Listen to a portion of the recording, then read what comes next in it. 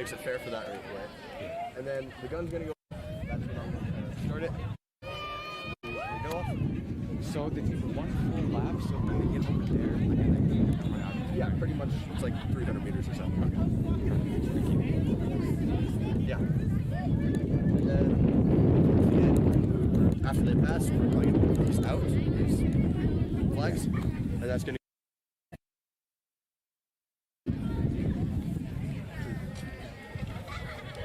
Hey, are we live right now? We're live, yes, we are live. Boys runners, please report to the starting line. Cross-country racing here at Mica Mountain High School. And I think we're going to see a good race, Jason. It's a jewel in the desert, and if you haven't been on this campus, we're going to try to give you as much coverage of this course as we possibly can. It's kind of a bit of a, almost like a infinity sign is what I'm thinking about here, Steve. Kind of like a sideways 8 is kind of how the course is going to kind of be run here today. The athletes will be starting on the track, and they'll go out into the desert course. They'll hit, what is it, Thunder Hill? I believe that is what we've named it, Thunder Hill. It's covered in pecan shells this time of year. Covered in pecan shells. You ran the course here, about an hour ago. So tell us what you saw as you were running across the course. How is the course? Is it fast? Is it slow? How's the weather conditions? I would imagine this is perfect conditions here for a runner. It is pretty good conditions. I would like a little cloud cover maybe, but it is beautiful out. It's not too hot. For the most part, the course is fast. Thunder Hill just got redone with some pecan shells, so it might be a little slower than it has the last couple times I've run on it. But all in all, it's a beautiful course. And with the rolling hills now covered in the pecans, it makes a nice way to see the path. I think they'll have a fast race today. Well, this is wonderful. And it's 70 degrees right now at start time. So in case you're wondering what the temperature is, it's 70 exactly. It is as clear as could be. So the vista here in every direction is just absolutely beautiful here. And we've got some runners from Cienega just kind of warming up here. The last warm-ups. Matt Penland, the public address announcer for Mica Mountain.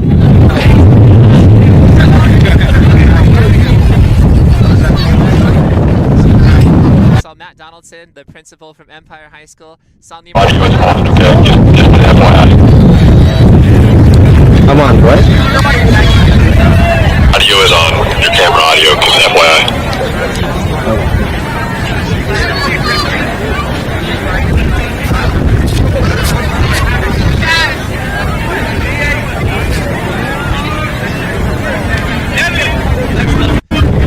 Schools here. I think I see Stacy Winstreak. We're live.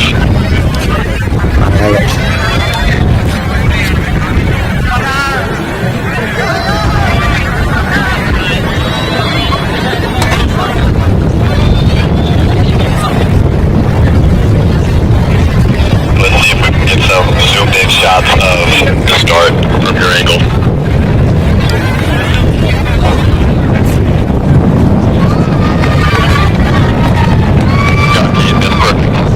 Here, but the runners are just Nick, get back to your bus.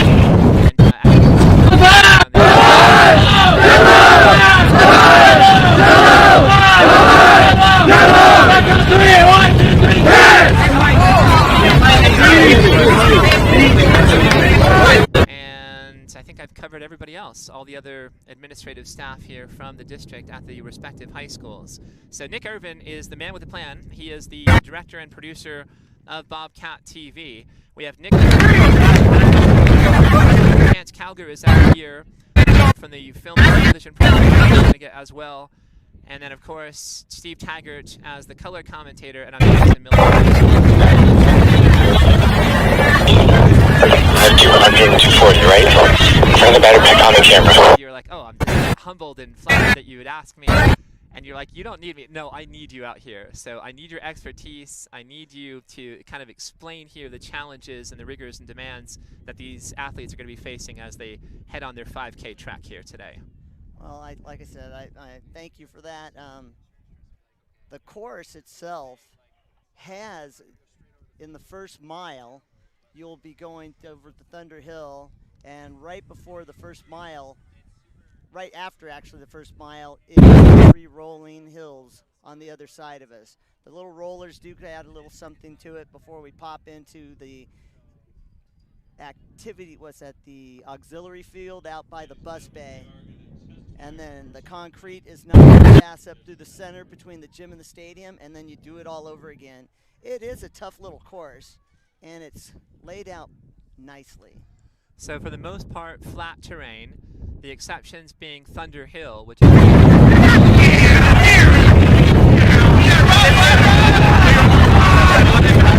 athletes are about to get ready for the start here in a large cluster. The visiting grandstand on the far side eclipses the second hill. So there are 3 hills on the far side of the field, 1, 2, 3. And I would imagine that they are all a bit of a strain for the runners, just kind of heading up those hills, plus the pecan shells on top of them. Yeah, and you pop out after the 3rd hill actually cut across, and there's just a little small last one before you get out. It sounds like, oh, they're just testing the gun. My reflexes, I flinched a little bit there. I know it was just a starter's pistol, but so testing out the starter's pistol. That's Jay Campos over there, assistant principal at Mica Mountain, going to be starting the race. Nice. Jay Campos and Niemer Hassie gave Nick Irvin and I and my 2 children a tour of the campus, and they took us to the press box on Monday afternoon. So it was great to meet Jay Campos and, of course, to see Niemer Hassie, the visionary leader here at Mica Mountain, and a pillar of strength and leadership in the Vail community. So great to see and meet those 2 individuals, and we are so thankful for the generous hospitality that has been shown to us here from Mica Mountain. It was great to see Whitney Holland earlier today too. And there's the start. So there they go. Well, runners to look out for. Mica Mountain, Connor Grusendorf, the sophomore, 17:08 is his time. He is definitely the lead runner to keep your eyes out for. From Cienega, Sean Frank at a sub-18 time, and Ethan Brown in the low 18s, a junior and senior respectively.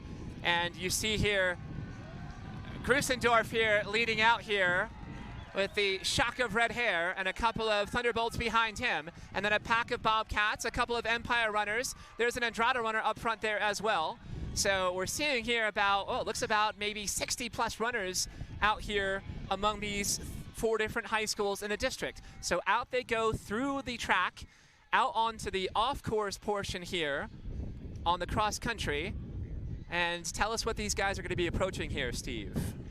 Well, right now they're hitting the dirt for the first time, and they're going to be wrapping around the softball field and heading off over towards Thunder Mountain. The terrain's a little rocky and uneven just because of the way it is. But we're out here doing a community service project on Saturday, and they smoothed it out and got rid of a lot of the rocks. But it is, it's a little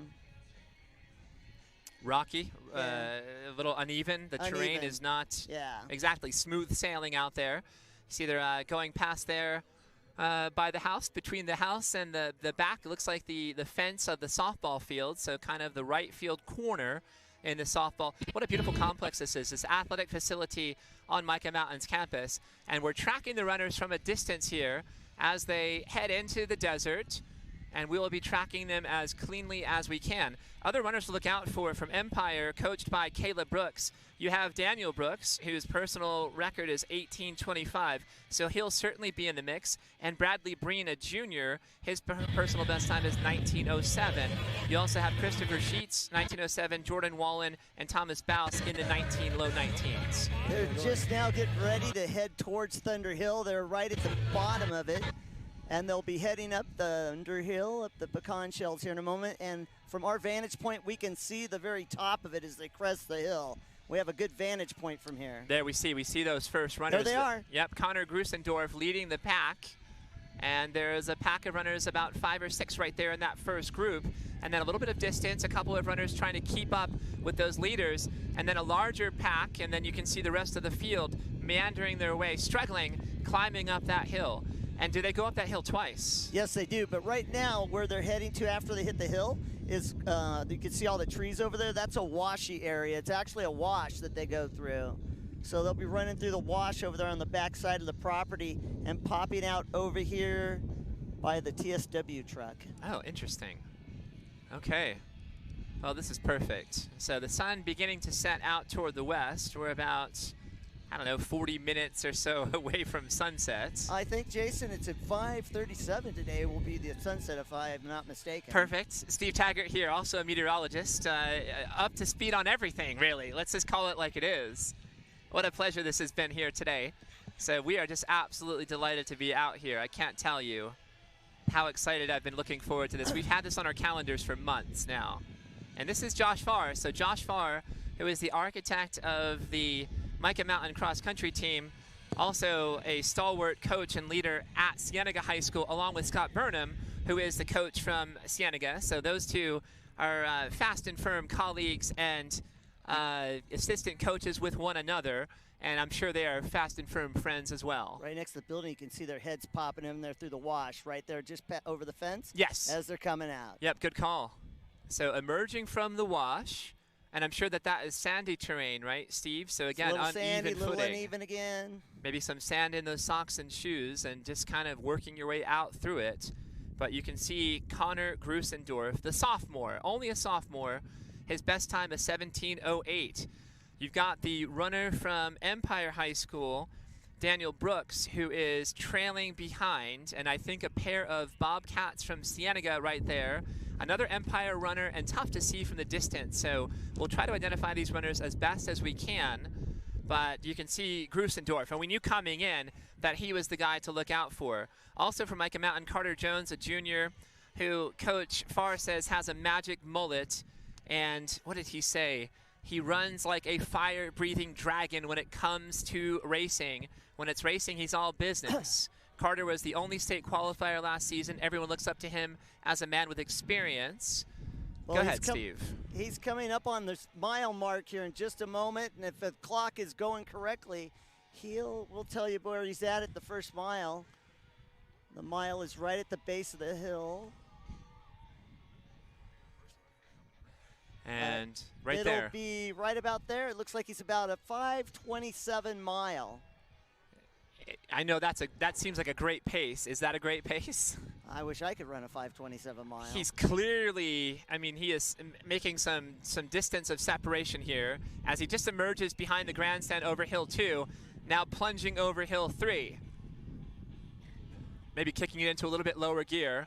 Pair of runners behind him. Both Mica Mountain Thunderbolts there, it looks like. I think. That's a Cienega in 4th.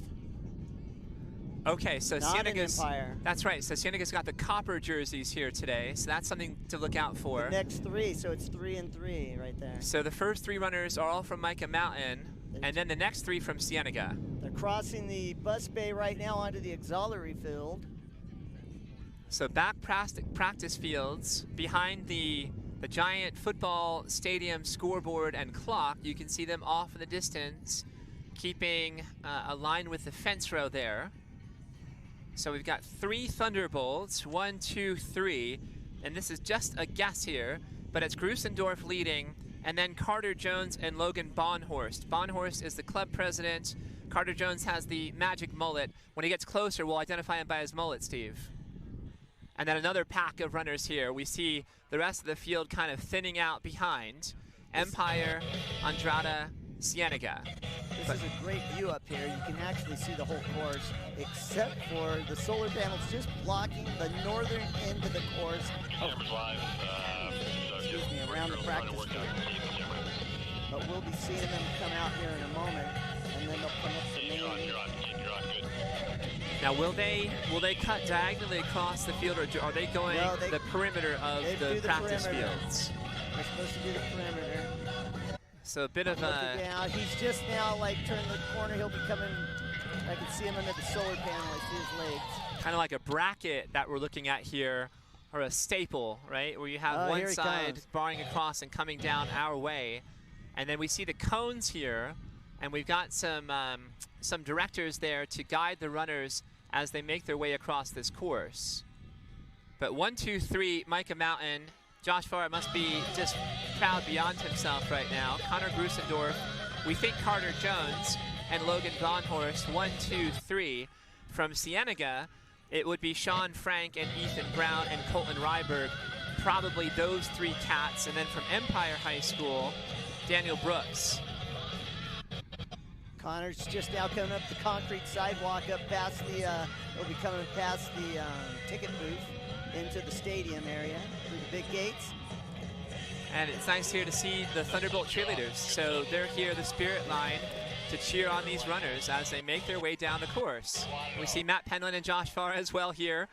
Josh is keeping splits on his watch, giving his best runner here some encouragement. Keep it loose, keep those arms and shoulders loose.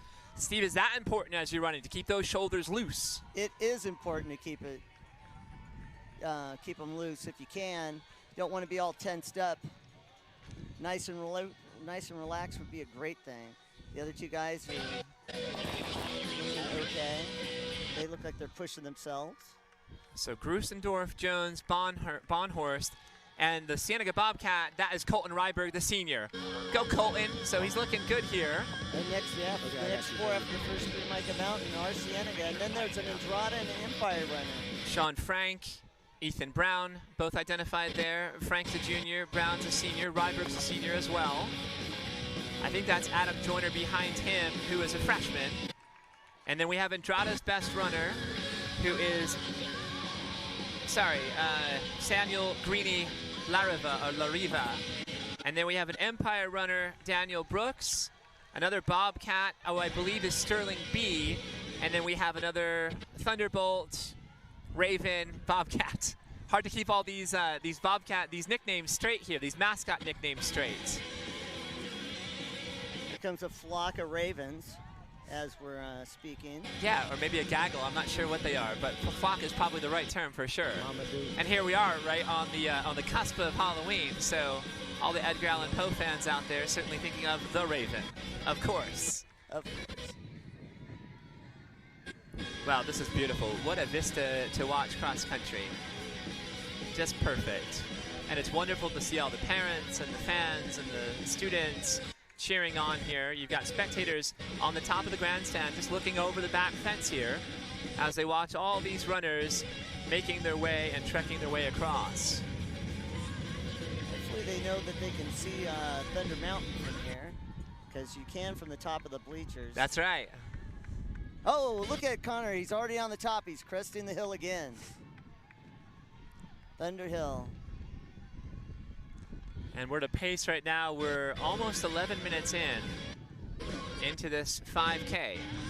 So off to what I would imagine is a sterling pace. Wow, he is pulling way ahead of his other guys. You can see him bobbing along as he headed into the wash. All right. Okay, I'll put it. We'll just have to see. He'll be coming up again here shortly, and a lot of other runners are heading that way too. Well, this was laid out beautifully. There's no other way to say it in terms of public planning. The architect of the campus, and I know that Niemer Hasse and Whitney Holland, probably Dean Norse, all very involved in the planning and the layout of this athletic facility. It's pristine in the center of the desert. I'll call it the jewel in the desert here. Of course, it's the Vail Classic, so an annual event starting this year.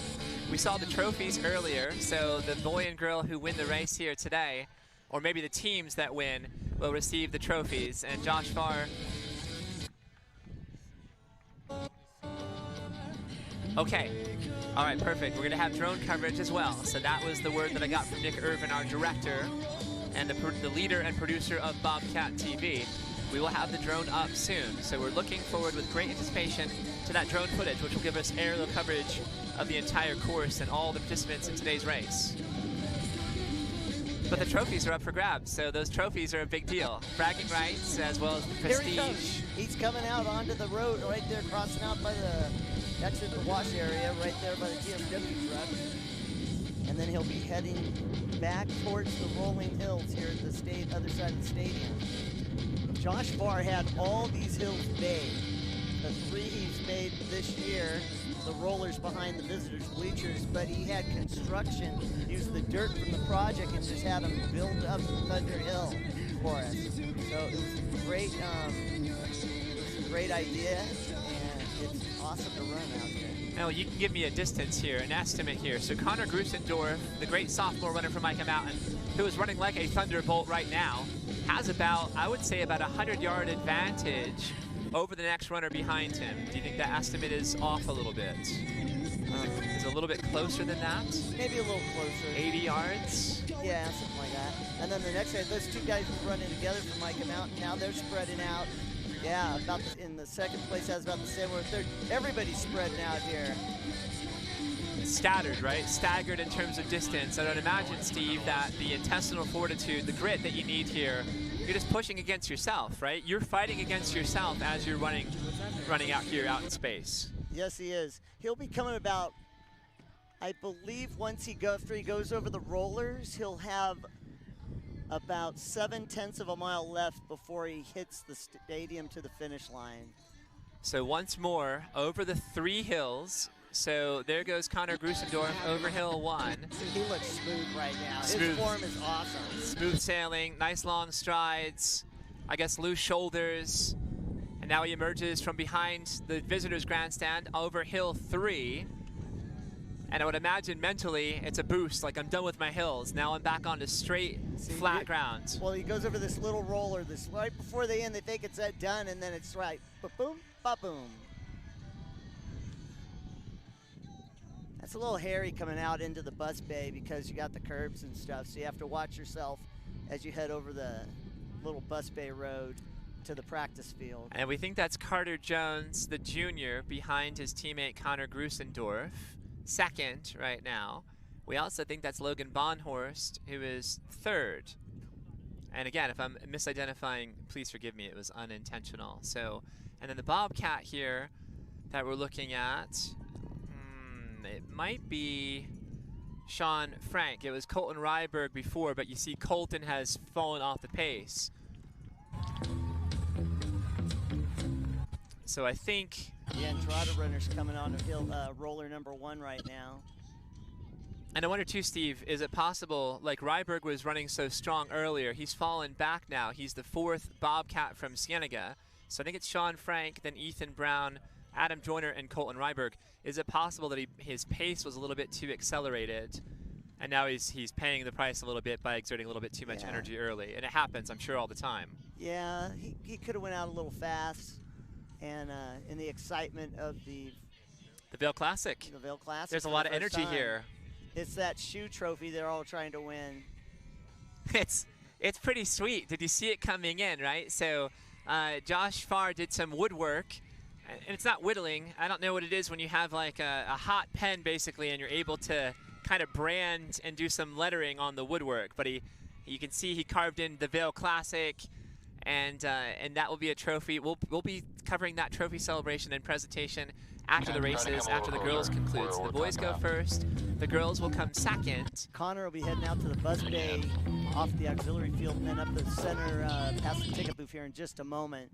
And then one last time up the concrete between the gym and the stadium, turns back onto the track for a fast 100-yard finish. So we see him coming here. How far down this? They're going to come down past this one more time here and re-enter the stadium at the far gate and then hit the track. Is that right? Yeah, 3 miles is just right past us is the 3-mile mark as they go through the big gates there towards the baseball softball field. Connor Grusendorf running like a boss right now. Full stride. Oh, wow. The other Mica guy is coming up fast. He's picking up tempo. Yes.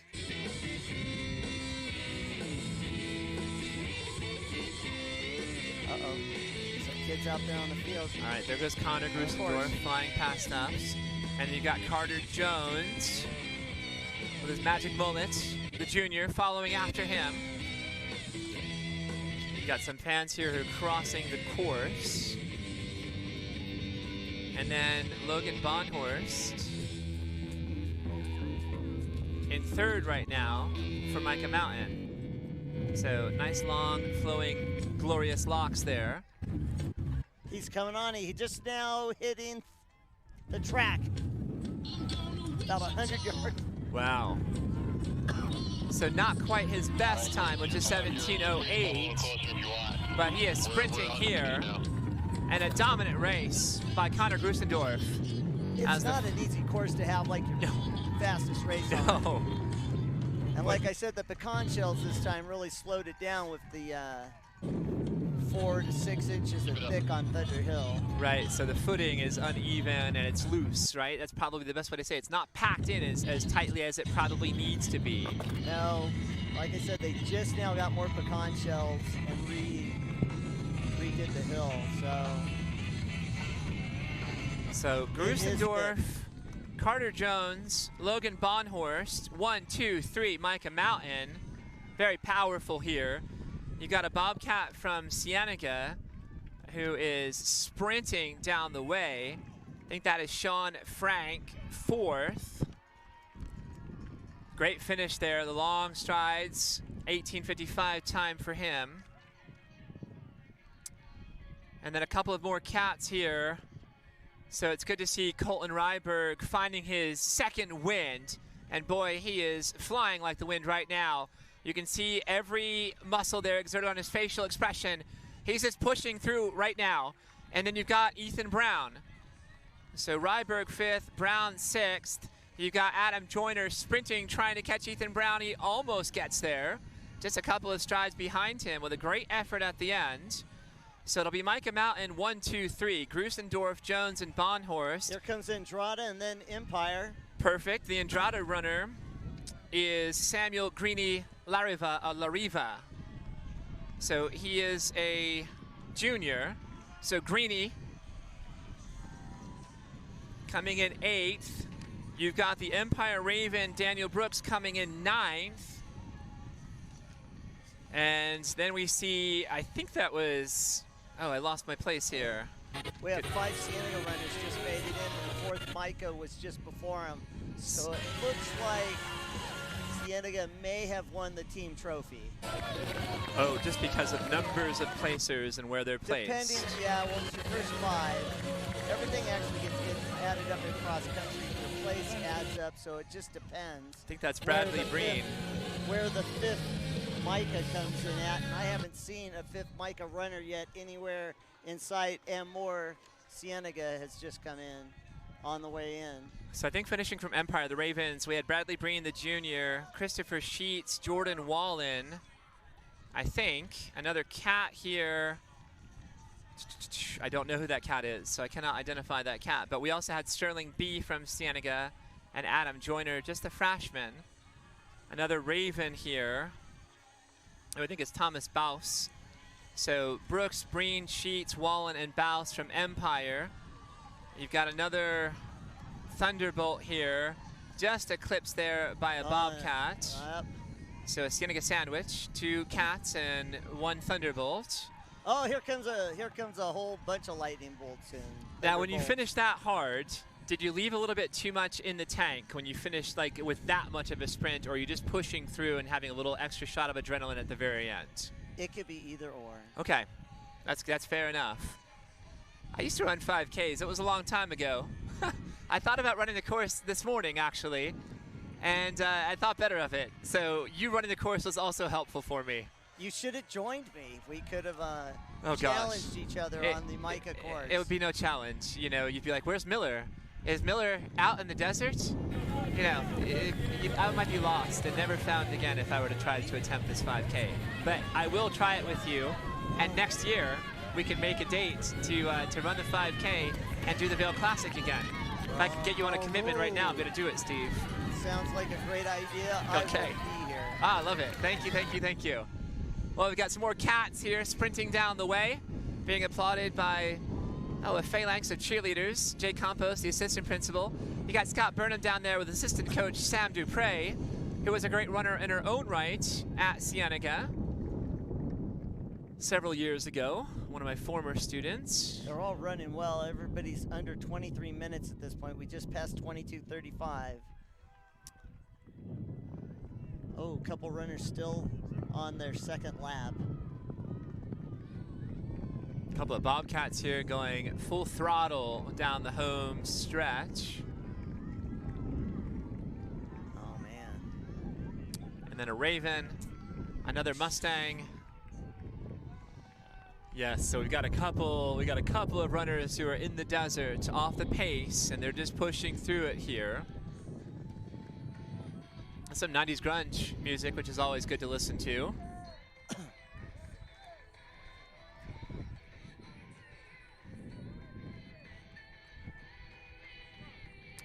think that's Wyatt Lowe, who is Alec White's younger brother. Alec White was a great distance runner for Cienega and a captain. Oh, I remember Alec. And also a reporter presently for the Arizona Daily Star. I see Alec White often in my high school sports forays, and we always cross paths. Always good to see him.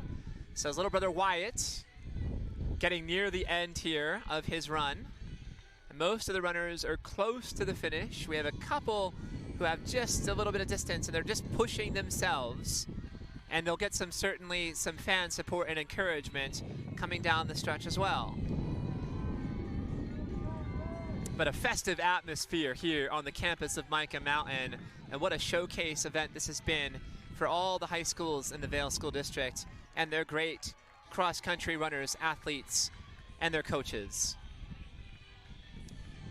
It's really a beautiful event. So again, Josh Farr, the visionary, to plan the course, to come up with this event, to invite all the high schools in the Vail District. As soon as Nick Irvin and I saw this event, we're like, we have to be at this event. If anything, this is the one that we have to be at. Well, it was a great idea. I think it'll be a great annual tradition, and 10 years from now, it'll be just awesome. He has plenty more to do with the hills, and he has a vision, like you said. He planned this whole thing out, and it's amazing. The course is great. I love it. Yeah, I love it too. It doesn't get better than this. The 27th of October, approaching Halloween, and the weather is perfect. Upper 60s, a nice cool breeze. It feels like autumn. Everybody's festive. You're in the season right now, so everybody's just kind of feeling like, hey, we've made it through the summer, finally.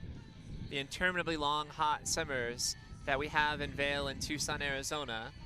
So we've made it through that. Maybe one little last gasp of some heat, but we're about to approach the beautiful weather that all the snowbirds flock here for. When I grow up, I want to be a snowbird, Steve. At some point, I want to live in New Jersey in the summer and Arizona in the wintertime. That is it's a little dream, but it's a dream of mine. Are you going to be writing a book when you're doing that? Writing a book? Yes. I think Mrs. Miller might be writing a book, so I wouldn't even know where to start. I can write small passages. I feel like my writing's always the same. It feels very formulaic and kind of similar all the time, but it's not a bad idea. Something outside. I think something outside would be a good career path for me as well. Maybe when I retire from teaching, I could do something with like parks and game or something like that, something outside. But I wouldn't want to be isolated. I want to talk to people. I'm a chatterbox, Steve, you know this. I can't help but talk to people. So you might be able to, you want me to get on the fence, maybe? Yeah, short stories, throw them all together. I think it's quite interesting to read. Maybe. You know, I'm thinking about Dusty Baker, so I'm a big baseball fan. Interviewed him about 20 years ago on 3 different occasions, so I'm not rooting for the Houston Astros in the World Series, but I am rooting for Dusty Baker. And they're down 1-0 to Atlanta. Game 2 tonight is starting off, and I think in about 3 minutes should be first pitch from Minute Maid Park down in Houston. So let's go Dusty Baker and your Astros, I suppose. So we've got a couple of runners here. We're at 26 minutes plus. I know we've got a Bobcat here coming down the stretch, and it looks like we've got a Thunderbolt. So there's it might be a Mustang. So there's a cat here on the sidewalk coming down the stretch, and it's hard for me to identify by uniform. Yep, that's a Thunderbolt. That's a Thunderbolt. So I don't know if that's the last one here in this group. But these guys are getting some encouragement, which is really nice to see. We have a Mustang who finished earlier giving some support. So just trying to go through some names. I'm going to go down the whole list here, honestly. We've got a couple of minutes to do so. So for Mica Mountain, the top 5 finishers, Connor Grusendorf won the race here today. Carter Jones came in 2nd. Logan Bonhorse came in 3rd. Roman Romero and Dakota Zalmanovitz, the freshman who Coach Farr says has quote-unquote limitless potential and doesn't realize how fast that he is. Roman Romero is his best athlete and somebody who is always willing to help out. He always carries the tent, he always sets things up, he leads by example. Bonhorst, the club president, Carter Jones referenced the magic mullet, and he runs like a quote-unquote fire-breathing dragon. And Grusendorf is just obviously a superb talent as a sophomore. Other runners from Mica Mountain, Owen Barrett, Nathan Bersbach, Logan Bonhorst already mentioned, Carter Cox and Tucker Cox, Nathaniel Kramer, Alan Escoto, Isaac Harone, Dylan McNew, Hector Moreno, Blaine Muncie, Benjamin Noss, Sim Singh, Prem Singh, Dakota Zalmanovitz. Those are all the boys from Mica Mountain, as well as their top 5 finishers, Grusendorf, Jones, Bonhorst, Romero, and Zalmanovitz. From Empire High School, Daniel Brooks is their best runner. Bradley Breen came in second for Empire today. Christopher Sheets, Jordan Wallen, Thomas Baus, Noah Gregory, Diego Ramirez, Kane Madison, Riley Lanham Venables, Akira Pasquale, and Miles Breen. So I guess the Breen brothers, right? Kayla Brooks. From Andrada Poly High School, the Mustangs, coached by Brian Frausel. You've got Samuel Greeny Lariva, who is the top runner for the Mustangs. They also have seniors Dominic Duran, Peter Freeman, Bryce Kisnell, Kemwell Phillips, the juniors Sebastian Corum and Joel Mate, or Mate, the sophomores Avery Robinson, and freshmen Arthur Padek and Stefan Lara. And then from Cienega, it was, I think in order, Sean Frank 4th, Colton Ryberg 5th, Ethan Brown 6th, Adam Joyner 7th, Sterling B 10th. And then you also have Zachary Anderson, Ethan Brown, Trenton Bird, Bradley Cox, Luke Figueroa, Sean Frank, Hudson Fryer, Jack Gibbons, Gabriel Grabau, Zachary Grant, Frederick Hebdon, Adam Joyner Norton, Colin Judd, Jaden Larson, Jordan Lamar, Wyatt Lowe, Matthew Miraflor, Roy Morgan, Braden Newland, Ezekiel Palmer, Martin Palmer, Spencer Peterson, Bratko Renes, Colton Ryberg, John Scanlon, Michael Scanlon, Caleb Sherman, Derek Sherrod, Mark Wilson, and Josiah Yatso. So those are all the runners from Cienega. Well, here comes the last runner right now. Okay, very good. It's a Thunderbolt, and he's on the concrete between the gym and the stadium. He'll be hitting the 3-mile mark here in just a moment, turning onto the track and finishing. And then the girls' race will be up next. And once you get on that track, I would imagine that you have an extra jolt of energy because you're in front of the spectators and you're like, I'm going to finish strongly here and finish with a flourish. Well, it's a nice surface too. This track is awesome. Nice and soft. It's new. It's spongy, so it gives you a nice extra bounce. I know I've done a few workouts on it and have run. Do-si-do. Hey, there's Beth Thompson. We're gonna see if we can get Beth. We can get Beth up here. We're gonna bring Beth Thompson up here. So she's an avid runner. Oh, she is an avid runner. So she probably would have been a better commentator to have. We can bring her on here too, Steve. We can have a 3-person team here calling this game, this match, this meet. So Beth Thompson, a great distance runner at UCLA back in the late 60s. She was there with Lou Alcindor and Bill Walton and John Wooden, and she would have lunch with them and breakfast regularly on Sundays. So of course we'll talk to her and we'll see if she wants to come on here. She's like, I'm not gonna talk. Well, that's fine. Yes, she's here. She's here for moral support. So always good to see Beth Thompson. I think she'd be great to commentate. She would. Girls she's a bit of a shrinking violet somehow when it comes to. Although she has a great personality and she's always out there with her ebullient positivity and her charming radiance, but if she doesn't want to come on here, we're not going to throw her on. But if she wants to, we'd be glad to have her. So that was a great race. Maybe Beth can say hi on the.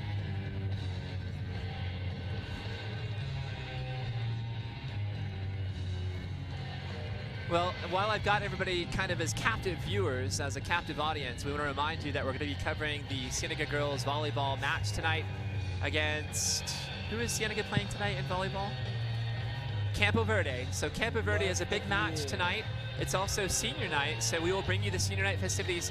Those are coming up in about an hour. So once this meet is concluded, we are going to zip back down to Cienega's campus. Jason, have you seen the drone footage? I You can see the have not. hills, the track. Wow. Beautiful view of the campus? It's fire. So thanks to Chance Calger and his drone expertise for giving us the aerial coverage here on Bobcat TV. Good to see Pat Nugent down there on the field, the coach of Mica Mountain. Didn't get a chance to say hi to him, but I will certainly make a beeline once this meet is over, just to say hi to Pat, give him a quick hug before we head back to Cienega's campus for girls volleyball senior night. That volleyball match has playoff implications tonight, and it's senior night as well. So we've got Ryan Marsh already there in the gymnasium, the Boyd Baker Gymnasium on Cienega's campus, who is going to minimally provide coverage of the senior night festivities. So we're hoping for a slightly delayed start, which will buy us just enough time to break down, take off, set up, and broadcast the volleyball match.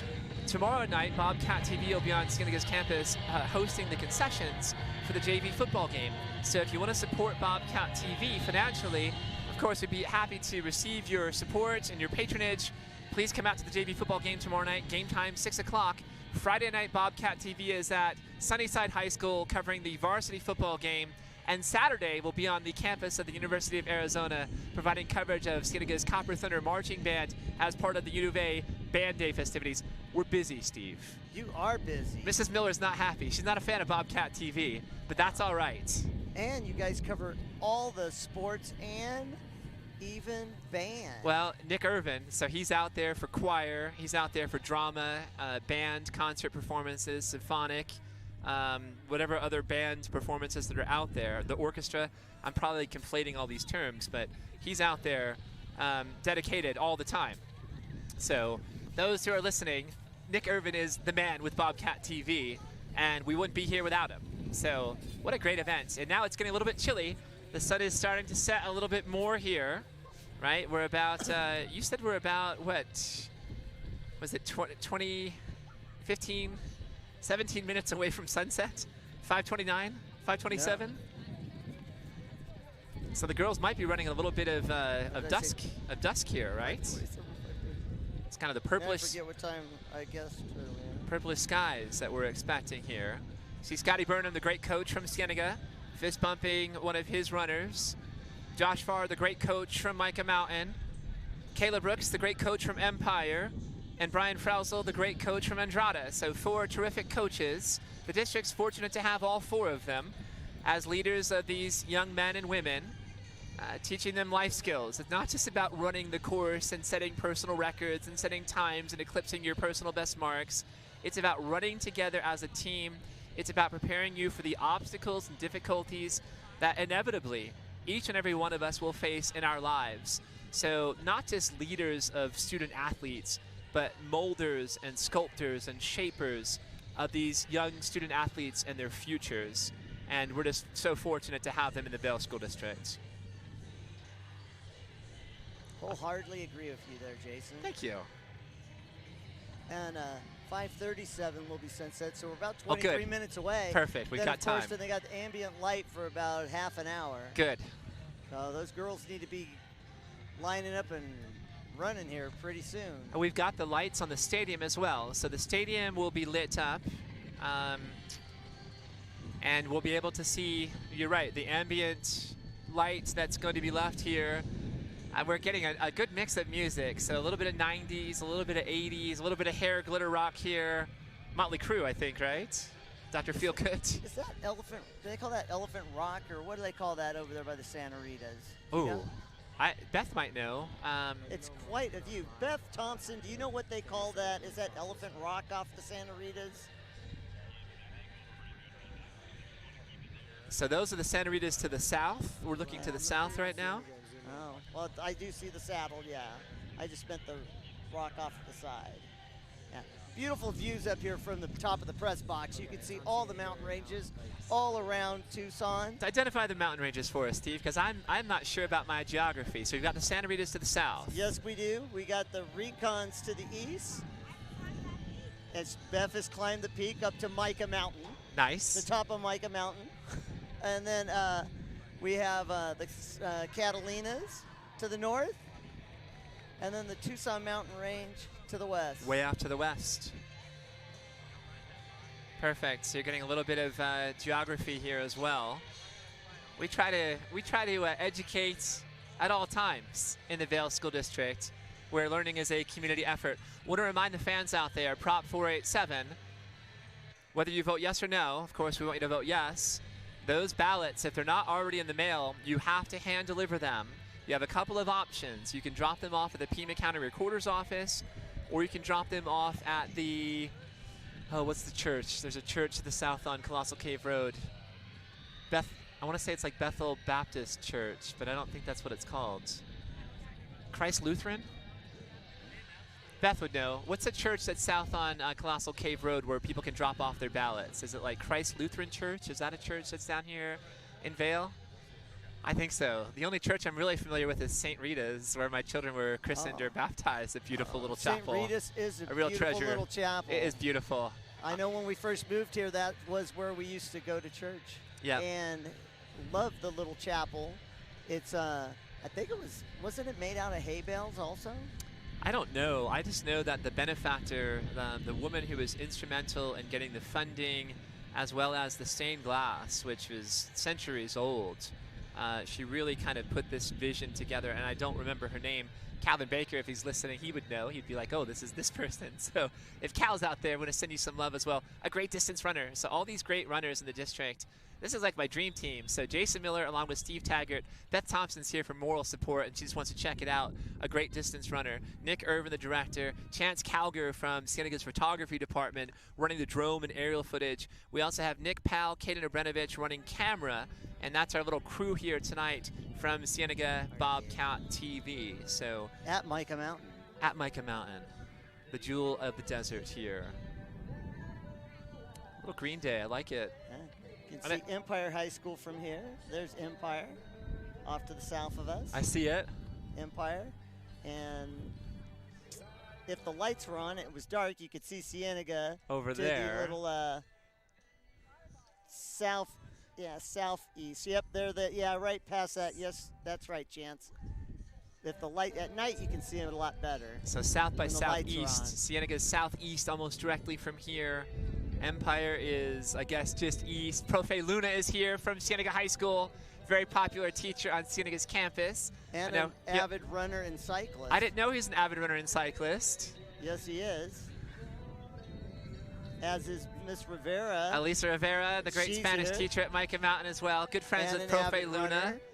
So Professora and Profe Luna as well here. Nice to see them connecting. Great friends, fast and firm friendships as well.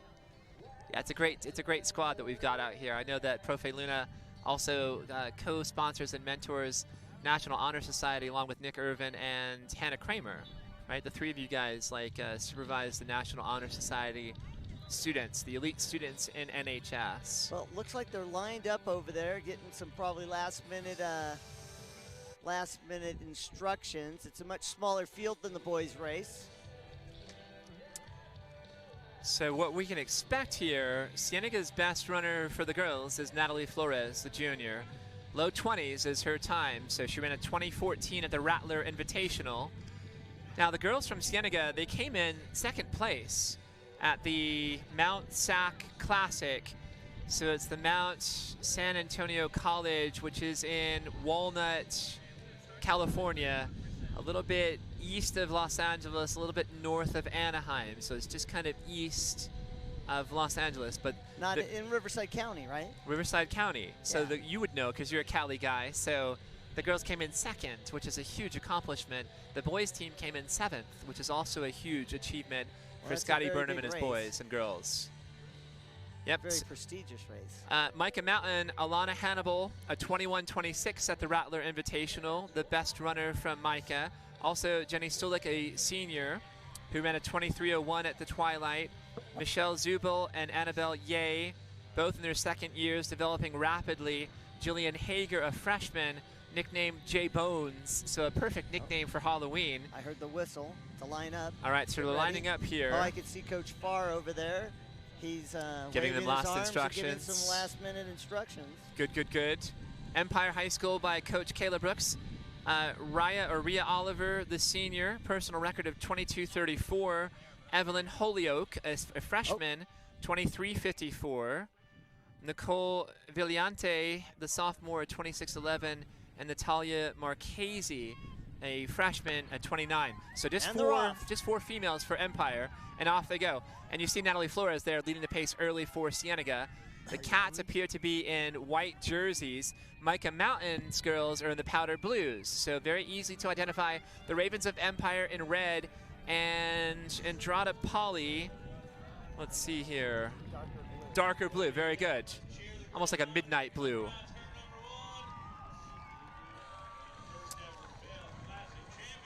So Natalie Flores, Cassidy Davidson, I see Rayanna Merrill, Emma Edwards, Savannah Prentice from Cienega.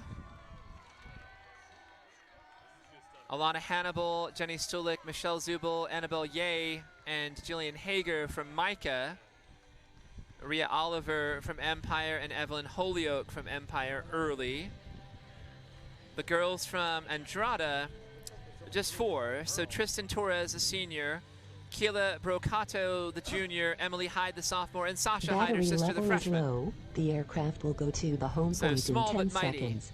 The representation from Andrada and Empire High Schools, respectively. Cienega has the most athletes out here, which I would imagine, Steve, gives them an advantage in terms of scoring points. The more athletes you've got running, of course, you want to have top finishers, but you can just kind of accumulate and get like more points there, a bit of a feeding frenzy at the top of the scoreboard. If you have more runners, obviously you can put more in front of the other team's top 5. That's just when you add up the points. And are there any tactics here, any kind of team tactics where you can try to tactically attack the other runners in some shape or form? I mean, I know we see that in cycling. I know it's a completely different sport. At this level, I don't think you'd see something like that. I know that in the Olympics, a lot of the times, the other countries, Kenyans and things like that, there usually are some group running there, and they might help push the pace just so that somebody else can win sometimes. Okay. But I don't think the girls have that planned out. I just think they're out there, they're moving quicker. And I wonder too, I mean, that's a completely different question, but I know that the African continent, as I look at that drone here flying up ahead, and we'll see when we get that shot, but I know the Kenyans, the Ethiopians, the Sudanese, those runners are usually very accomplished and make a real impact on the world stage. And I'm just curious, I wonder why they excel so wonderfully at distance running. Like, that's a puzzle to me. I guess maybe because it's a relatively inexpensive sport. You just need a pair of shoes, and it's you and some water, and you're out there practicing and training all the time. So we're all agog up here on top of the press box at Mica Mountain as we watch Chance Calger here flying his drone so deftly and precisely. It's really a technological marvel, and the shot that we had, the aerial shot, is just gorgeous. The top runners are headed into the wash area right now as the rest of the pack heads up over Thunder Mountain.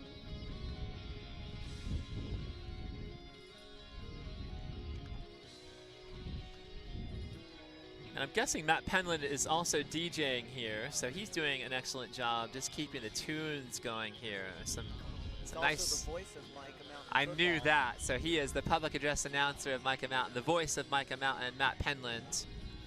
Also a DJ, I know that from his past. So he is keeping the tunes flowing here. And again, it's a celebration. It's a celebration of all these student athletes, a very festive environment, celebratory.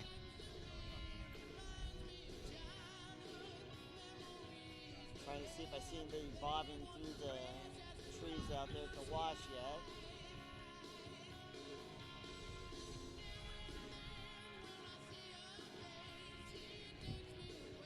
Cienega was spread out a little bit. They had their runners were about 10 yards apart, leading the pack. I just saw somebody over there in the watch area.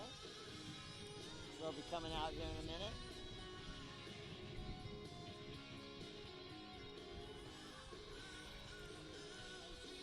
So for Mica Mountain, I know that Alana Hannibal is their leader, right? So she transferred, so had to sit out half the season because of transfer rules. But Coach Farr told me, gave me some great background information on his student athletes. And he said, look, she was unable to run the first half of the season, but she didn't sit out. She attended every meet, helped warm up the girls, got them ready to start lines, pumped them up along the course. And he said that wisdom goes beyond running. It's something that can be suggested by a coach. But when a student athlete exemplifies that, that leadership is valuable beyond measurement. So she ran a 21:26 at the Rattler a few weeks back. She's eager to beat the time next week at the sectionals. I want to wish all these runners here from all these schools the best of luck on Wednesday of next week. So a week from today at the sectionals. Jenny Stulik is their senior most veteran runner. It's her first year running cross country. She loves running track and field, especially the 800, but she is really starting to blossom. So she ran a 23:01 at the Twilight Invitational. She's hoping to eclipse that 22 mark sometime next week. Sophomores Michelle Zubel and Annabelle Ye, both in their second year on the cross-country teams, both developing rapidly. They've both gone from being naive runners to a seasoned part of the varsity squad. They both put in the work even when they have conflicting schedules, and they work very diligently in the weight room, continually showing the freshmen how it's done. And then, speaking of freshmen, Jillian Hager, the freshman that they call affectionately J Bones. She is a character, not one to shy away from hard work. She loves her team, getting together for practice and having conversations at pasta parties. Mica is thrilled to have a complete girls team this season. Jason, there we go. We've got Natalie Flores. Hey, Jason, the girls are going to be heading up to the mile mark here in just a moment.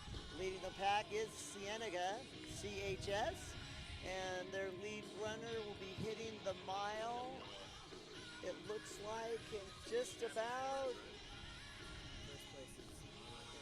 6:38. 6:38. So Natalie Flores, a 6:38 pace here, followed by Cassidy Davidson, her teammate, the sophomore.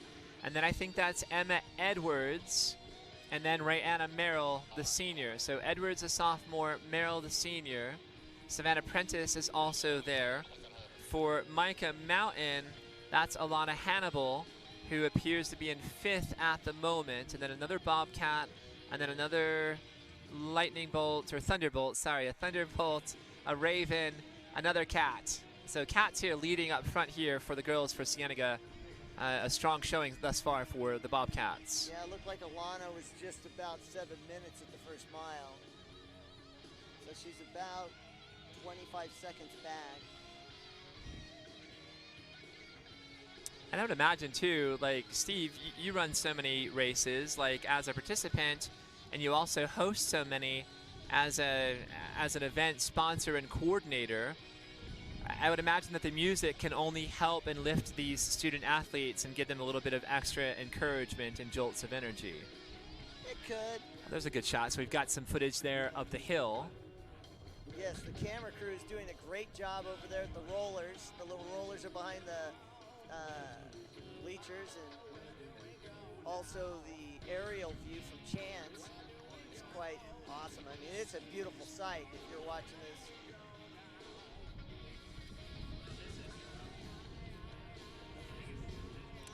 Six or later. So the girls volleyball match will start around 6-ish. I know, we're trying to figure out, I don't know if we're gonna be able to get there, honestly. Like, we were trying to cover that match.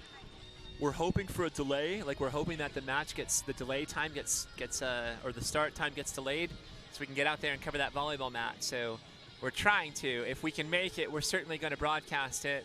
If we can't, just know that we'll be with the girls volleyball team wherever they go in the opening round of the state playoffs. I'm gonna wish Coach Heather Mott and all of those great volleyball girls, the Bobcats of Cienega, the best of luck tonight and beyond. But we are trying desperately, as soon as this meet is concluding, to do some post interviews and hoping to wrap up and head over to Cienega's campus and see if we can make that happen. So we may even have to join that match in progress tonight. So just to alert those viewers out there, that's our intention. Bobcat TV tries to be everywhere, and we want to bring you as much coverage as we can of all the student athletes and the athletic events, as well as extracurriculars. So that is our intention, that is our mission statement, that is our goal, and we strive to bring that and bring you as close to the action as we possibly can on Bobcat TV. So I want to thank Steve Taggart, our color commentator, again for joining us on this broadcast and elevating the level of professionalism and commentary. It is truly appreciated. Oh, thanks, Jason. Now, the music was going so well. This is a little bit hard for me. I can't handle this at all. The aerial shots, watching this on the computer is quite amazing. It's breathtaking. If you're watching on Bobcat TV, hopefully you are, you're getting a great view of this course that nobody here in the stands are getting. They are seeing bits and pieces like ourselves. Right. We have a great vantage point. We're seeing a good bit of it, but Chance will even be able to see it over there in the wash area too, I'm sure. He's probably got some footage over there when they're by the wash. There goes Natalie Flores, the junior. Boy, she is keeping a brisk pace. She's right on that line, that chalk line there, getting encouragement from her teammates and the fans and spectators on both sides of the course. Well, they're both looking nice and relaxed, smooth running as they're coming by. Cassidy Davidson, I believe, in second. Emma Edwards in third. Rayanna Merrill in fourth for sure. She's one of my students, so I can identify Rayanna 100%. There's Alana Hannibal right there from the... Alana Hannibal from Mica here, putting some pressure there on Rayanna Merrill. And then another catch. I think that's Savannah Prentice, a senior. So there are the top 5 runners for Cienega in that first 6 group. There's Michelle. And then Rhea Oliver from Empire, the senior. Michelle Zubel from Mica Mountain. She's having a great race today. She did great last week at the, we were over at McDonald Park for a meet, and she was running well. Nice. And Jenny, and then Annabelle from Mica Mountain.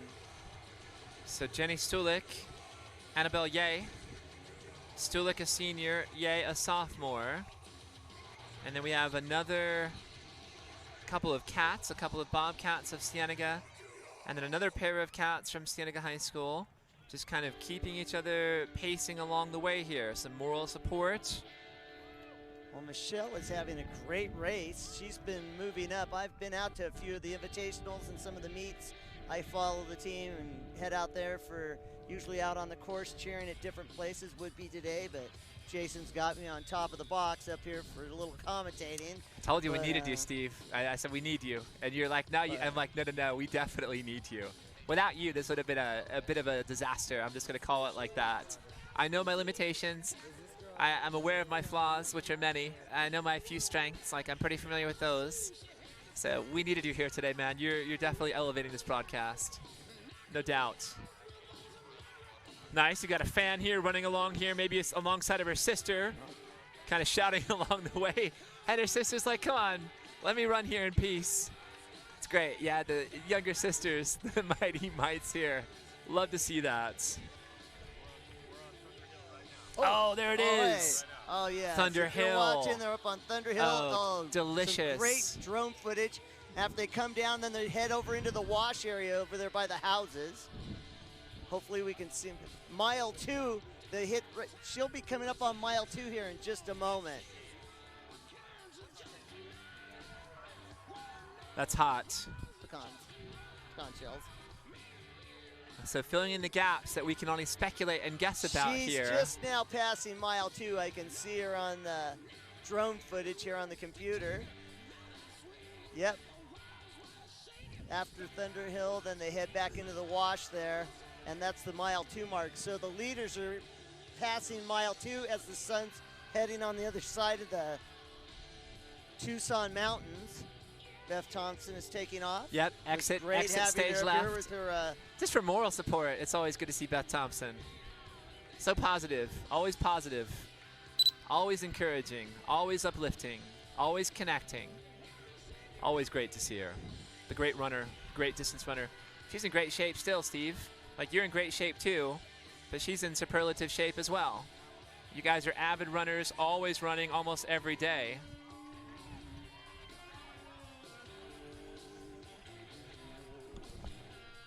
I do try to get out at least about 5 times a week.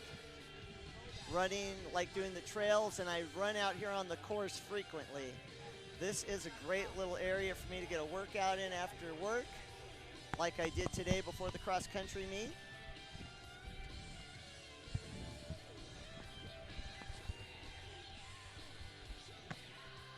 Oh, some great drone footage there. Still on, it's Thunder Hill? Thunder Hill? Thunder Mountain. Thunder Mountain or Thunder Hill? Thunder Hill, Thunder Mountain. Okay. I'm not really sure. Okay, I don't either. Sorry, my nomenclature's off, so I'm sure I'm botching it.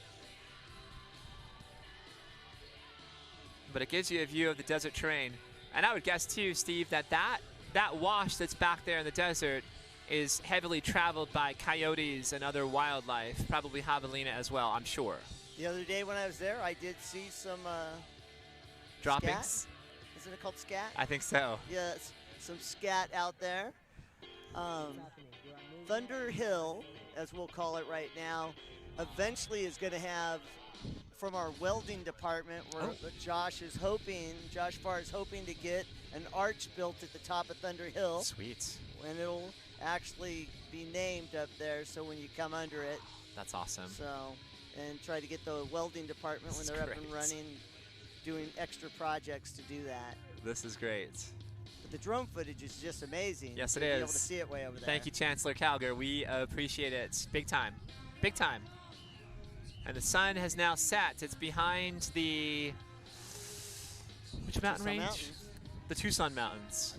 I think it's Tucson Mountains. To the west.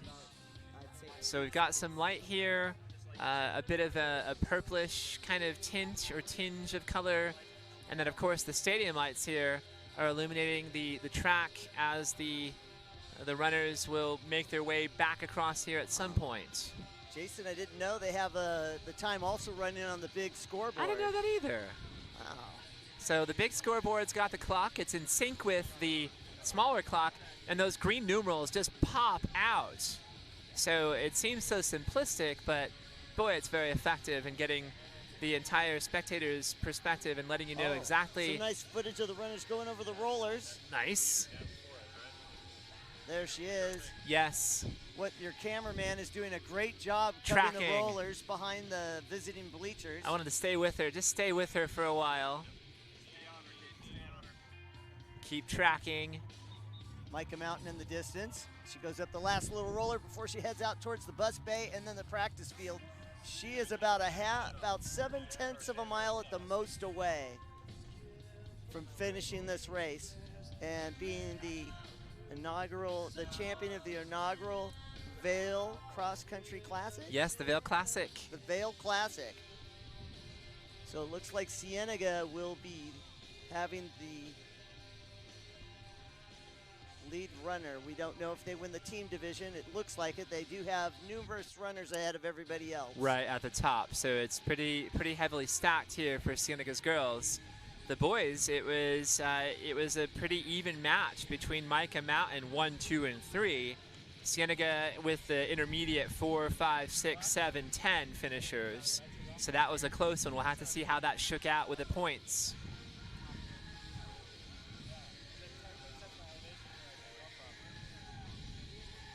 I'd say, Jason, it's almost jacket weather on the top of the box up here. You don't have to tell me. I'm underdressed. I don't have my gloves, my scarf, my hat, and my mittens. Like, those are all things that I will bring to Sunnyside on Friday nights. I will not make this mistake again.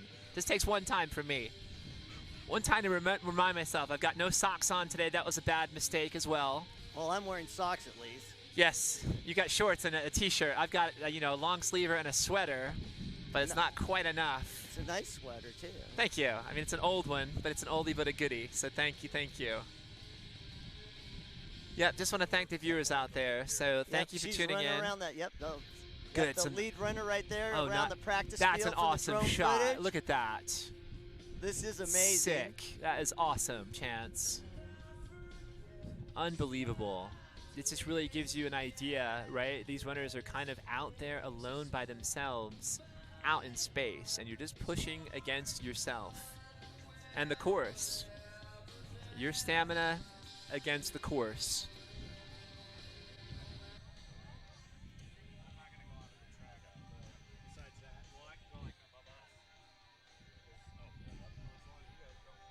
Here she comes, heading into the bus bay. Passing some of the runners still working on their second heading, well, their first loop still.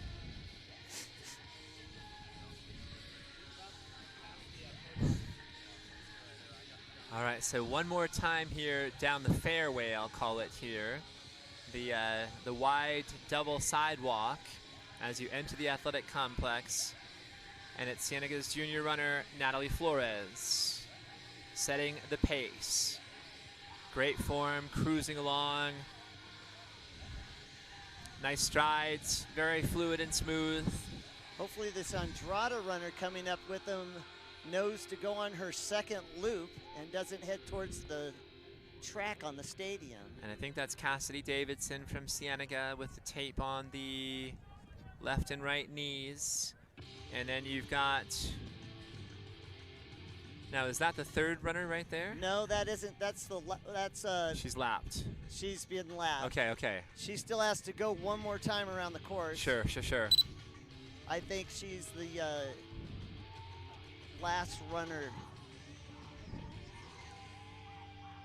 We also have Emma Edwards from Cienega, and there's Rayanna Merrill, the senior. So it looks like top 4 right now are all Cienega runners, unless I'm mistaken about that. No, you are not mistaken. And here comes Natalie finishing. Oh, finishing up. So she'll be at a 21:0 or 21:10. 21:09 or 20:10. 21:10. That's a great time for this course. It's only 8 minutes faster than I ran it today, so. Nice. I showed up here at 6 a.m. this morning, worked all day. And then you ran it today around 3:30, right? Yeah. I think around 3:30 you ran your race. So. Yeah, about 25 minutes after I got off work. And I think that's a great pace, but you're being critical about yourself here, so. Oh, she did an awesome race. That's a nice time. Yeah, it is. 21:10 for Natalie Flores, the great junior runner from Cienega High School. Oh, and here comes Cassidy Davidson sprinting down the stretch. She'll come in second. Rayanna Merrill, the senior from Cienega, will come in third. Davidson, time 21:57. She's not walking. Oh, Rayanna wow. Merrill in a time of 22:03. And I think Soundgarden blasting in the background with Spoon Man. Little classic from the 90s. And then here we've got the first runner from Mica Mountain, so Alana Hannibal. Here she comes, still running a good time. Think she'll be right around, what, about 22:30, maybe a little bit more. A little bit off her best time, which she ran at the Rattler Invitational. 21:26 was her best. She'll come in here at a 22:36. Thank you, 22:36. Brr. The wind is picking up. Oh, there's a great sprint here. Raya Oliver from Empire High School, the senior, sprinting down the stretch, will come in 5th place. And there's the 5th Cienega runner. 4, 5. For the Cats, it would be Emma Edwards in 6th. That is this it? Savannah Prentice in 7th. No, I think that's 6, isn't it? I thought that was the 5th runner, but maybe I'm wrong. I've got Flores, Davidson, Merrill, 1, 2, 3. I've got Alana Hannibal in 4th from she was Mica. 5th. She was 5th. Rhea Oliver, 5th from Empire. 6th, I have Emma Edwards from Cienega. 7th, Savannah Prentice. And then finishing right there, Evelyn Holyoke coming in 8th, I believe, from Empire, the freshman. Here comes Michelle having a great race today, 23:37. Just a minute behind Michelle Alana. Zubel, 23:37. That's a great run for her. And then I do not know that cat. I apologize for not knowing by sight. But a good strong finish there from that Bobcat. And here comes Jenny from Mica Mountain. So Jenny Stulik, the senior. Can't miss those pink socks. 24:05. Yeah, let's give it to her. Cross the line. Another cat here finishing with a flourish down the stretch.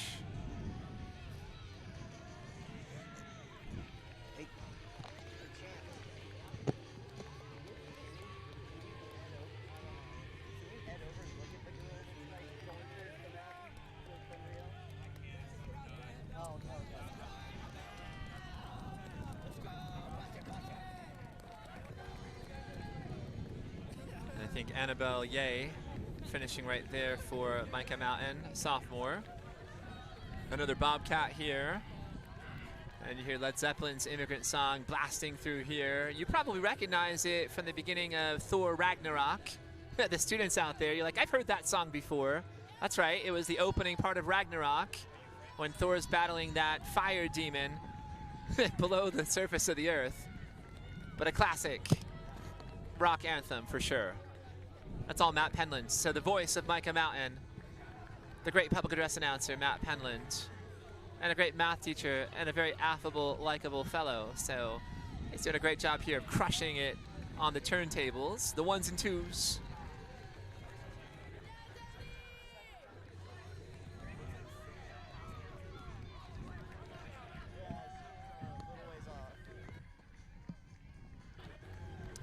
And we're at twilight now officially here, Steve Taggart. And you're right, it's chilly. We've got a couple of runners out in the desert. The last runner just crested Thunder Hill a few moments ago. Perfect. At about 25 minutes. Be into the race. tracking them and making sure that we've got every runner accounted for. Don't want to leave anybody out there. And the coaches are, I'm sure, are aware of like how many of their runners are. I see Rod, isn't that Rod Carrier in the blue jacket right there in the finish line? Damn, right in the finish line. That's Rod Carrier right there from Andrada. Yes, there he is, Roddy Carrier. Yep, saw him earlier. I saw him at a glimpse, and I'm like, I know I saw him earlier. There he is. So the assistant principal from Andrada Poly.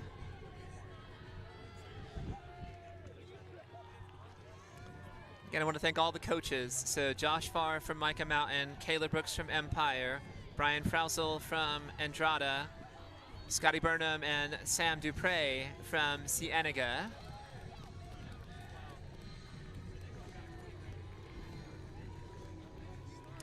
This is a great event, folks. This is what the Vail Unified School District is all about.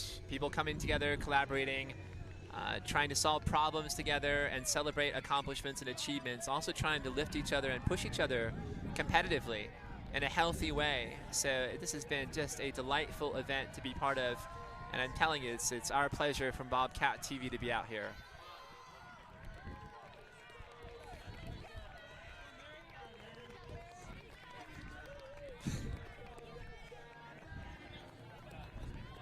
Still a few runners out on the course as the sun's already down.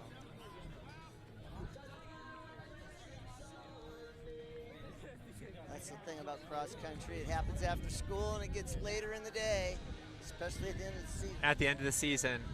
But I'm sure the kids would take this weather over the beginning of the season any day of the week. Because at the beginning of the season, it's just super hot outside, 115, 110, 120. So I think they'll trade that, 67-degree temperature that we have right now. That's much better than 115, I'm sure. But what a great sport, right? These student athletes, it is a real pleasure and privilege for us to spotlight these great student athletes because these kiddos get very little attention whatsoever. Well, and it's nice for us to provide this coverage. Well, Jason, I have to tell you, too, the thing about cross country is that anybody that wants to do it can do it. They get to go out and be in the race. They do have a varsity team, would be the best 7 runners usually go off to run varsity at different invitationals. But generally, whoever wants to be on the team is on the team. They're out here still trying to do their best, and finishing the course is what it's all about. Like I said, we still have that one. Our last runner is probably about just over the 2-mile mark right now. We're waiting for her to come out of the wash area and then finish up the second loop. And it's a life sport too, Steve. You're training these kiddos with proper form and technique and helping them to develop their conditioning and their stamina and to develop as runners, but also, how therapeutic is it as a distance runner? You know what, I'm having a rough day, I'm gonna go run. And you hit out and do a 5K.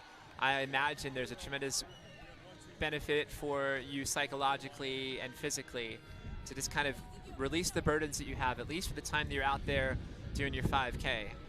Well, here in southern Arizona, we have the luxury here in the Tucson area to have Saguaro National Park East and West, but we're right close to East. Tons of trails. I go numerous times after work and just run on the trails before I head home. Nice. It is probably my happy place out here, and you're right, it's a lifelong sport. No matter, you know, my best running days are way behind me, but it's still something I can get out, do, and enjoy, and, you know, get out to a race still occasionally and be able to try to see how well I'm doing. I'll be hitting my 60th birthday in February. Oh, wow. Hoping to be running a run, I think probably the day before I turn 60. So we'll see how well I do. Well, I'm sure you'll do very well, and your times are still great. I know you were a little bit negative about your time earlier today. I think it was a 29 that you ran on the 5K, which is awesome. That's an awesome time. It's nice. It was it's a tough course. I've run this thing several times. Tough course because of the hills. Thunder Mountain, the 3 hills on the far side behind the visitors' grandstands, plus the pecan shells are not exactly packed in maybe as tightly as they are going to be when they get rolled in there. But it is a beautifully designed course by Josh Farr, and then also Niemer Hasse, Whitney Holland, and Jay Campos, and whoever else is involved in that process here. It's spectacular. It is spectacular. Boy, they planned this out beautifully. They really did.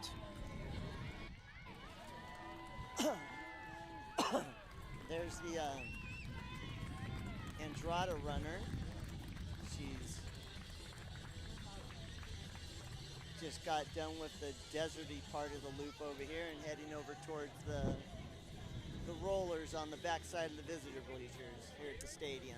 And tell me if I'm being oversimplistic or just amiss and wrong here, but I would imagine that the boys runners typically develop as they get older, from freshman to sophomore to junior to senior. The female runners might peak often as sophomores or juniors because of their frame might be a little bit lighter, and as they develop more physically, it might be more of a challenge for them in terms of their distance running. Am I off in that kind of assumption? Maybe. I don't know. I mean, a lot of runners have, female runners from high school and stuff go on to be marathon runners. Yes. And 10K, 5K, the roads, even maybe do the national cross-country circuit. I think they'll, it's a little bit more about building up the speed, building up speed, and also the endurance. So. And I would also guess, I'm going to have to throw a Steve Schween line out here. I know that he works with, I saw him earlier today. I just saw him in passing. He was rocking his cross-country shirt. And I was like, you going to the cross-country? He's like, no, I'm going to be at the volleyball. I'm like, all right, I'll probably see you out there. But I know he's working with those athletes as well. So that has to elevate their performance physically, just developing their physical strength. And I know he has workouts tailored just for the distance runners. So it has to do nothing but help them as well.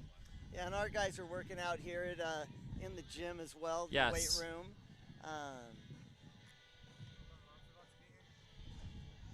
There she is. She's just gotten done with the 3rd roller. Okay, perfect. Hard to see. She'll be heading off into the practice field here momentarily. No lights around the practice field. Of course, I've got my sunglasses on. That's not helpful.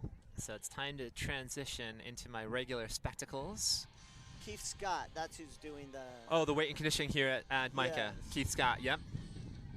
Working with the cross-country team and all the other teams. Oh, yeah, they're in good hands with Keith Scott. There's no doubt. Quality guy. Oh, I can see much better now. Yeah, this young lady, I've seen her at a few races from Andrada, and she's hanging in there. She's a new runner. This is the first year she's done it. And I've seen it at a couple meets, and she keeps trucking along. She will get better over the next couple of years. Hopefully, if she sticks with it.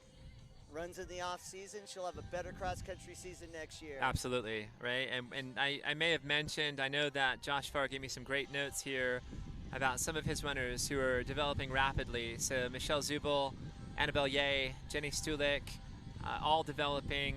His freshman, Jillian Hager, and his best runner, Alana Hannibal, who is as leader as the junior, the transfer here to Mica Mountain. I'm going to throw a name. This is a blast from the past.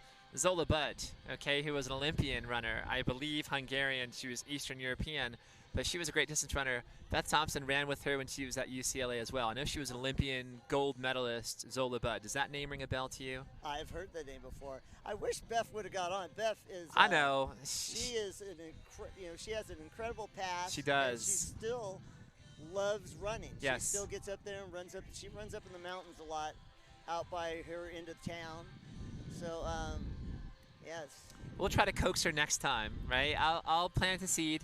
I'll water it. We'll let some sunshine grow on it, and hopefully it will flower and blossom. And hopefully we can get Beth Thompson on here, because she would have added another dynamic to our broadcast as well. She's very modest. She doesn't is. talk about what she's done in the past. Nope. And has never really told me much about it. You've informed me more tonight than I've ever really heard from Oh, I Beth. always pick people for information, Steve. I'm always trying to glean some kind of knowledge or insights. Yep, she's a great runner with a great pass and a great person, just one of the best. You know, we're fortunate to have her at Cienega. Just like Mike is fortunate to have you here, just like we were fortunate to have you when you were at Cienega. Absolutely. This is great. So the field awash here, and awash in light. Well, we're at 36 minutes. We're just waiting, I think, now for that last runner from Andrada. Just one more. I believe that's all that's left is one runner. Nick Irvin, I don't know if we're going to be able to make it to that girls' volleyball. We could try, but we're going to drive ourselves cray just trying to get over there. Just know, girls' volleyball, we love you. We're going to be with you. We'll be with you in playoffs, and we're going to root and cheer for you and send our positive energy and vibes your way. Our best of intention was to do this and that, but I just don't think it's realistic.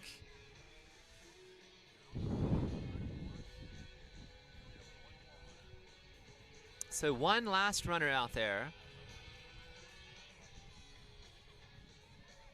And I would imagine that she feels as if she's on an island to a degree. But there's a lot of positive support. And it's been a demonstrative crowd. It's been a very loving, welcoming, friendly, positive. This is what we'd like to see, right? So we want to see sportsmanship exemplified at the highest levels. And I'm going to throw a message out there to our student section at football games. We need you guys to be out there cheering positively for our boys and our girl on the Cienega High School football squad. Root for the Cats and root positively. There's no need to throw shade at our opposition. All these kids are the same. All the high school students across the country are essentially the same. They have the same interests, the same musical tastes, the same fashion tastes, the same Oh no, she's going to get hobbies. tied up in the... Right, there's a She's cluster. hopefully Let that girl pass through. Dang it. Give that girl space. she's a little ways off. They're going to get ahead of her. Okay, all right. Hopefully So that football team will cross through and give her a path here to get back on and finish her course and her race. I think that's the JV team out there. Or actually Frosh Soft, since we have a Frosh Soft and a JV. Right. Sometimes varsity. That's right. You're in the development stages, right? So I would imagine that next year, the varsity program will step up a notch.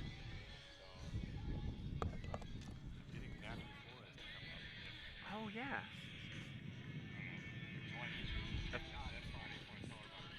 Yeah. Sure, that'd be fine. We'll put a headset on her.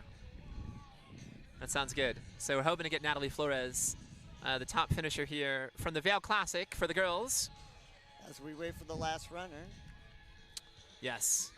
So let's see. We're still trying to track There that she runner. is. She's just now crossing the bus bay. Going to head up the big, long sidewalk between the gym, past the ticket booth, the gym, and the stadium. On the sidewalk. There she is. She's got just a little bit to go here. She just needs to finish. Stay confident.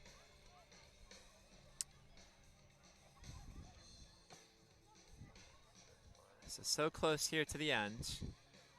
And we'll see if she can pick up that tempo just a little bit now. There she goes. That's good to see. Getting a little bit of encouragement I here. see Coach Brian Fazell down there. He's run alongside her, giving her some encouragement. Some other team members. Yeah, are I all love gonna, it. like, I love this, man. encourage This is her in. great. She's going to finish strong. She's got a phalanx now of 5 with her, running along with her here, giving her extra support down the stretch. The Mustangs love to see this. This is wonderful. Yes. And maybe there might be one last runner, unless she's already finished. I think she may have finished before and just coming back to give some extra support here, a little extra boost. She's trying to sprint ahead to run in with her to give her that support. Yeah, let's go. We can do this. Well, let me go down the line here. So let me hit all the female runners. So the top finisher was Natalie Flores from Cienega, 21:10 unofficially on the time. Cassidy Davidson came in second from Cienega, 21:57. Rayanna Merrill third, 22:03. The fourth place runner was Mica Mountain's Alana Hannibal at a time of 22:36. Rhea Oliver from Empire, I think, came in fifth. Oh, here's Natalie Flores. She's a little bit shy. I can see it. We'll coax her onto it, of course. Let me hit the rest Miller, of these. I'm going to give over my headphones to her. Okay. And I'm going to say goodbye. Thanks for having me up here. It was a great meet. A real pleasure. And I look forward to seeing you again. Let's see if we can get a shot here with Mr. Taggart on here before he leaves, just so our fans can put a face to a voice. So here's Steve Taggart, our color commentator from Bobcat TV today. One of my favorites, one of my very favorite people. Just a great person and a real treasure. So Steve, you're the best, man. We really appreciate you. You're awesome. Nice working with you, Jason, man. Good seeing you. Take care. We're going to do it again next year. Sounds good. Good stuff. All right, so we'll take that headset from you, Steve, and we'll bring in Natalie Flores here, the top finisher for the girls. I want to give you a sweater, Nat, but I don't have one. So I know it's so chilly here. You're probably still warm from running that race. Yeah. That's perfect. Make sure you've got you on the camera here. Don't need me necessarily, but we certainly want to see you. Tell me about this event. How special is it here? The Vail Classic is what Mr. Irvin is calling it. He dubbed it the Vail Classic. But tell me about, I know Coach Farr was one of your coaches, Coach Burnham, to see Empire, Andrada, Cienega, and Mica Mountain all together here at this one event. How special has this been tonight? I feel like it's just so special to have everybody come together in Vail, just like the whole thing of it. Even though they were like, all of them are my coaches, and I love all the coaches in Vail. They all like have a special part to me. Like I just like love seeing it, and like having my middle school coach out here was even better. So like everybody coming together in the Vail community is great. It's just so special to have this. Have you run this course before? I have not. This was my first time doing this course, so it was like really fun to get to do a new course out here. Tell me about the course. Tell me about Thunder Mountain or Thunder Hill out there. Yeah. How steep is that? That's pretty steep. It's definitely surprised me because I didn't see it before the race, so I definitely got surprised when I saw that. The pecan shells on the trail definitely make it harder though, so it was definitely a difficult hill there. Was it uneven terrain and a little bit loose, not as tightly packed in as you would hope to have it, I would imagine? Yeah, you didn't get much grip when you were going up there, so you really had to use your legs going up there. It was really like a hard hill. I will give it to Farr. It was a good hill. But you attacked it. Like we saw you attacking that hill, and I guess that's the only way you can approach it. You're just going full throttle to attack it. Now, how about these 3 hills over here on the visitor sideline of the football field? How are those to go over? Oh, those were interesting. I don't know. Looking at them from here, you don't think they're as bad as they are, but you definitely feel them in your legs coming into them. Like that one behind the bleachers over there, it definitely gets you. Coming down from it, too, you feels nice. So, yeah. Nice. And I know that the girls team came in second at the Mount Sac Invitational, which is a huge event. That is the biggest cross-country meet in the country. In the country for high school cross-country athletes. Yeah. That's an amazing accomplishment. We heard about that when you guys came back last week, and I'm just so proud of you and all your teammates. Yeah. Tell me about Coach Scott Burnham and assistant coach Sam Dupre. What have they meant to you and your teammates in developing and encouraging not just your running, but also helping you guys to develop life skills to overcome problems and adversity that certainly you will face in your lives? It's wonderful having them just like around. They're amazing coaches. I will give it out to them. They're so great. I love having them as high school coaches because some people don't get those coaching things. And I feel like cross country and life kind of go hand in hand. They really have some lessons you can put to each other, and having like good like quality life skills. It's nice to have that. What are your plans? I know you're only a junior, but have you thought about post-high school in terms of will you continue and hope to continue running cross-country collegiately? And then also, have you thought about a major or a career that you may want to go into? I definitely have thought about running in college. It's definitely a good option for me. I'm really thinking about it, looking at colleges right now. Mr. Burnham's really helping me with that. He's helping me pick it out and everything. And then Sam, her running in college, is really helping me with that. So I have no clue what I'm majoring in at all. That's up in the air right now. Sure. But everything else is pretty much, I have it set. So I'm really hoping for a good college career. Well, Natalie Flores, you're a special student athlete, and we really appreciate you taking the time here on Bobcat TV. Congratulations. Best of luck Thank next you. week in the regionals and Yeah. in states and beyond. Yeah, thank you so much. All right, there you go.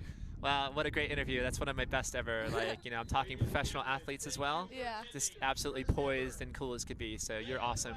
Congratulations, and thank you so much. All right, very good. I'll take that headset from you. Thank you, thank you. So I would love to go down and talk to Coach Farr. We're also going to cover this trophy presentation down on the field too. So, and I could wrap us from down there remotely with that wireless.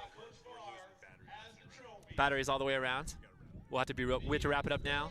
All right, we've got to wrap it, unfortunately. I know we wanted to talk to Coach Farr and watch his trophy presentation, but we'll stick around here for the 4th, 3rd, 2nd, and 1st place finishes. So Andrada 4th, Empire 3rd. Mica in 2nd. And the winner of the first Vail Classic Championship, Cienega High School. Oh, wow. So Cienega here capturing the inaugural Vail Classic. I'm going to try to jot down there real quick to talk to Josh. I think we could probably have a couple minutes, right? It's close. Is it close, close? Oh, we can't switch it. Oh, that's fine. That's fine. All right, we'll get an interview recorded with Josh Farr, the great coach from Mica Mountain. We want to thank him for his hospitality. One last shout out to all the coaches and all their great student athletes. Josh Farr from Mica Mountain, Kayla Brooks from Empire, Brian Frausel from Andrada, and Scotty Burnham and Sam Dupre from Cienega. So this is the boys that they're listing now, the boys results. Andrada 4th. Andrada 4th. Empire 3rd. This will be close here. This is a closer one than the girls.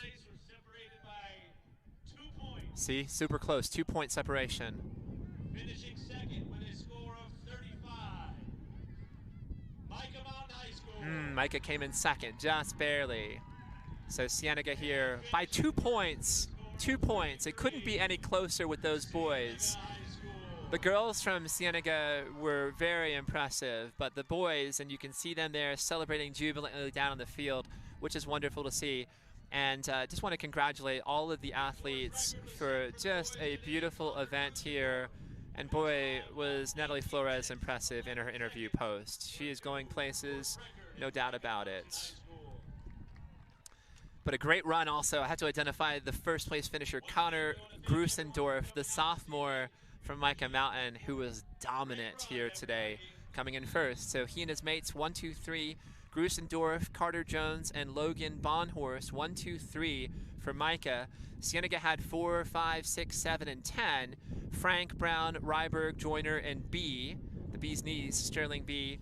And then from Empire, it was Daniel Brooks, who was the top finisher for the boys. And then my hands are cold, and my ears are also cold, so I'm going to sign off here. So let me hit the crew one more time. Steve Taggart, man, I can't tell you how appreciative I am for his color analysis, his colorful commentary today here. The day porter from Mica Mountain High School, Steve Taggart. Nick Irvin is our director. Nick Powell and Kaden Abranovich running camera. Chancellor Calger, just the beautiful aerial footage with the drone. The great photography teacher from Cienega. And I'm Jason Miller. We want to thank you for tuning in. We love delivering these kind of events to you on Bobcat TV. Tune in on Friday night for our next football broadcast when we're going to Sunnyside High School, and then stay tuned for our coverage of the University of Arizona's Band Day Festival, where we will cover the Copper Thunder Marching Band under the direction of Grant Knox. I want to throw a shout out to my principal, Kim Middleton, and our athletic director, Chris DeRozier, and thank you for tuning in. We'll see you Friday night, same cat time, same cat channel on Bobcat TV. Good night, everybody.